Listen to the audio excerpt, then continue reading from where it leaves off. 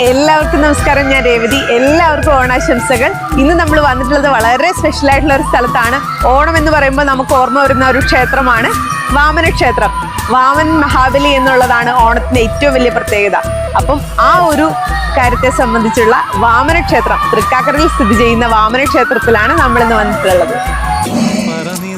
പൊന്നളക്കും പൗർണമിരാവായി പടിഞ്ഞാറേ പൂപ്പാടം അഴകിൻ പാൽക്കടലായി പറനിറയെ പൊന്നളക്കും പൗർണമിരാവായി പടിഞ്ഞാറേ പൂപ്പാടം അഴകിൻ പാൽക്കടലായി